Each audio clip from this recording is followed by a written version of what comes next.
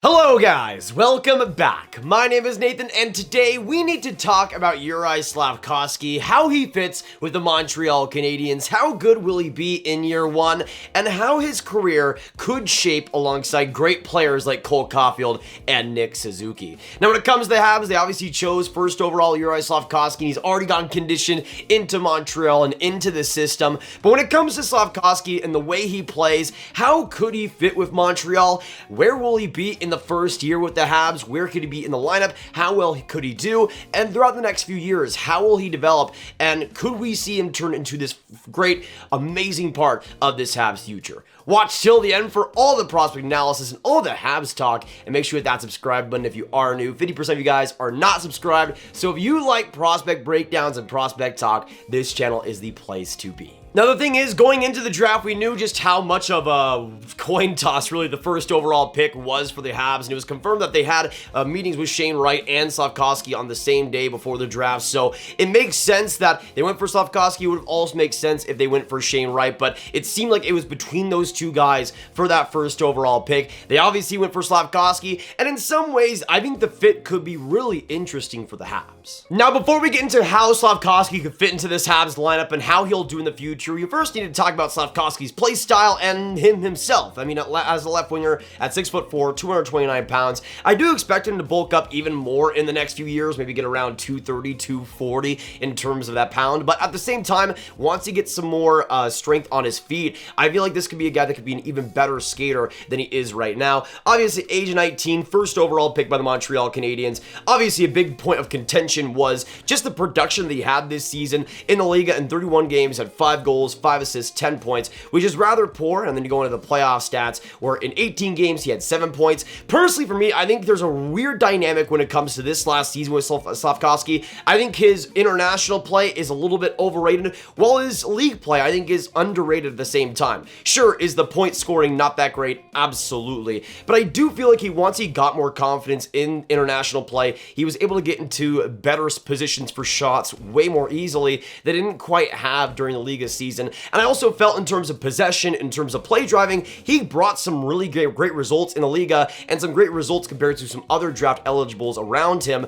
And even though that point number is low, the context is important. And I still think he played really solid in the Liga this last year, even if that point number doesn't strike at you. Then of course you got the Olympics where he got 7 goals, 7 points in 7 games played, and in the World Championships 9 points in 8 games played. Now this is where I'm talking about when I'm talking about the international play just being a tad overrated in my opinion, because at the same time with the Olympics there wasn't any NHL players, and versus teams that were on the lesser side of things he was definitely very effective. In the World Championships there were NHL players, but against teams like Sweden, against teams like the Canadiens, they did have some pretty good shifts. Slafkovsky did show up okay, but I also felt like it was a much harder game for him and a much steeper curve for him to learn through. But at the same time the production was still fantastic, and I do think the Liga play was a tad bit underrated. So going into this next year, it'll be really interesting to see how he fully develops into the pro level, because he'll likely be with the Habs in year one,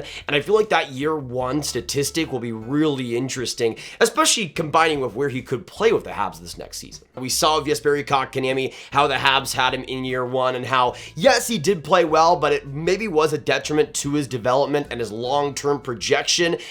Obviously, I think for the Habs, they'll likely have Slafkovsky in year one with the NHL club, because I feel like for the reputation of that pick, they need to keep that going. But at the same time, I feel like he could really use another year, maybe in the Liga, but especially the AHL would be almost perfect for him, in my opinion, to get adapted to going against stronger pros and more systematic players as well. I feel like that'll be a really interesting test. In the NHL level, though, I think personally, he'll just do all right. I don't think he's going to blow your socks off. I don't think he's going to be amazing. But I feel like for a player, he's going to have an adjustment period. He's going to have the first couple months be a little bit raw, but at the same time, if he does get into good position, if he's given power play time, I still think the production will be all right. But now that we've seen what Slafkovsky has done this last year, let's now go on to the fit with Juraj Slafkovsky's strengths and weaknesses and see where he could potentially fit into this Habs lineup in year one. Now, this is coming from Daily Faceoff, and first things first, I don't think Caufield's going to be on the left wing first line. I think he's going to be on that right wing. Sorry, Mike Hoffman, but I don't think you're going going to last this offseason, buddy. But let's just assume that they keep Hoffman, they keep Anderson, and they keep this lineup as it is, which I think is a little bit less likely, but let's just go with it. For me personally, it'll be really interesting to see there because you already have Drouin, you already got Dadonov, you already got Byron. It'll be interesting to see who they place on that first line. Now, for me personally, I'm not sure what Marty St. Louis is thinking, but maybe he does. Maybe he's one of those coaches that is fine with going for an all-forward first line with Slafkovsky, Suzuki, and Caufield, and that definitely is a possibility. I feel like that could be a good thing for Slafkovsky in year one for sure, but he might be maybe more in line with playing with Kirby Dach or maybe Christian Dvorak. It'll be interesting to see what that fit though becomes though, because if he is in that first line and is with Suzuki and Caufield, I think the production is going to be way higher than if he was on that second line and just on the power play by itself. But for me personally, if I had the decision of where I would place Slafkovsky in the lineup, I would personally have him on that first line, mostly because of, again, the strengths and weaknesses that Slafkovsky has. In my opinion, that possession game that he brings, being able to shield pucks, being able to go along the boards and keep possession going, that to me is the biggest strength of Slafkovsky's game. He's a guy that can cycle well, can keep play going, and body players when he needs to, and use that physicality in all three zones.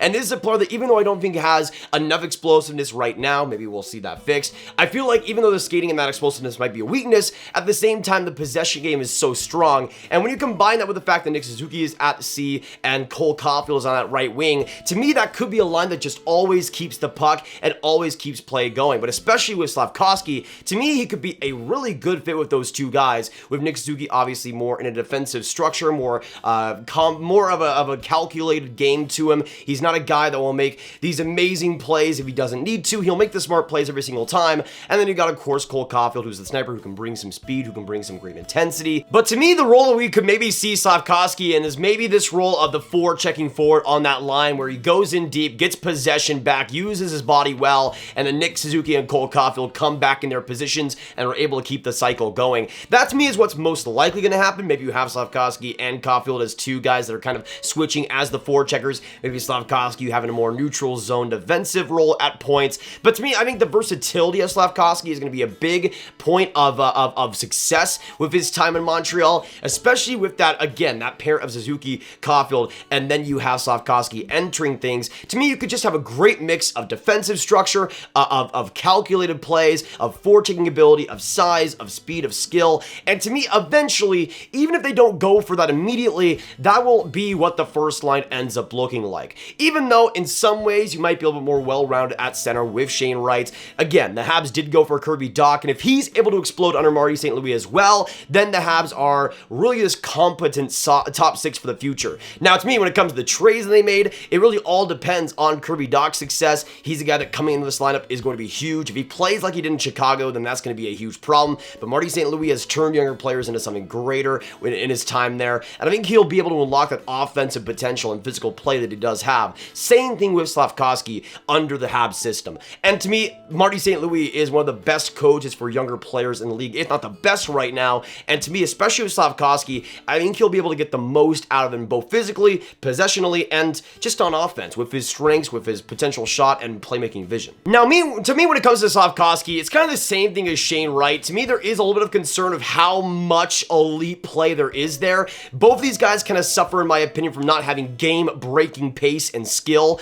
And to me, Logan Cooley is kind of the guy that brings that in spades. But at the same time, I think Slafkovsky doesn't need to be this guy that brings the amazing speed. That can be Cole Caufield. You can also see Nick Suzuki going up rushes and bringing some great skill too. But even though Slafkovsky does still have good skill, it's going to be that physical play, it's going to be that possession game that I think he really is going to have as a big strength with this Habs team, and they're going to utilize pretty well. But I think overall, when it comes to his Habs future, it'll obviously depend on how good the Habs are in these next 10 years. But to me, Slafkovsky is going to fit in as this really solid top six winger who drives possession, gets good results, can shoot, can make plays in the offensive zone effectively, and just be this great solid player overall. The thing is, I don't know if he's going to get to a Mikko Rantanen type level where he's this point per game plus type of player that drives play the best on his line or is an amazing player every single shift, but I do think he's kind of going to be below that tier, where he's this 60, maybe 70 point guy that drives possession, gets a good amount of goals and assists, and is just an overall solid player to have and a great addition to this Habs roster. We'll see how much that potential really gets him.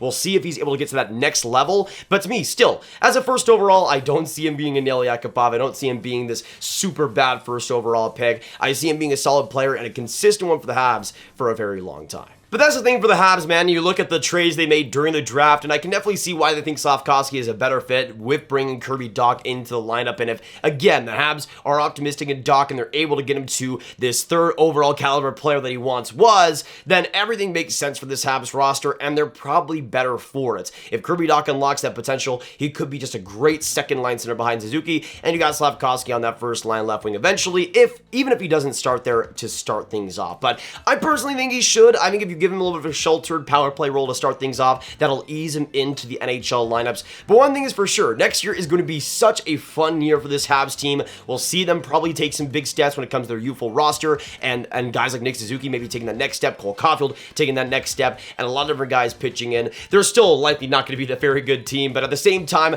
I think this is a building year for them coming up. And hey, they get another top 5 pick, win the lottery, get Conor Bedard, then everything makes even more sense.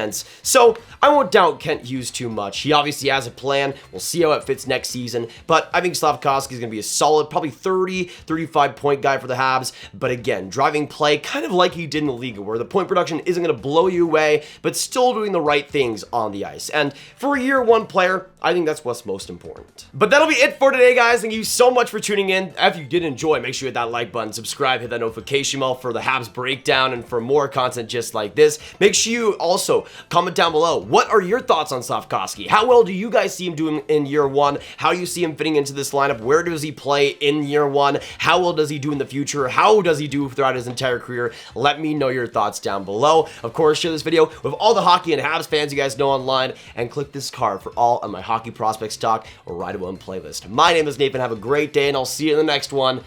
Goodbye.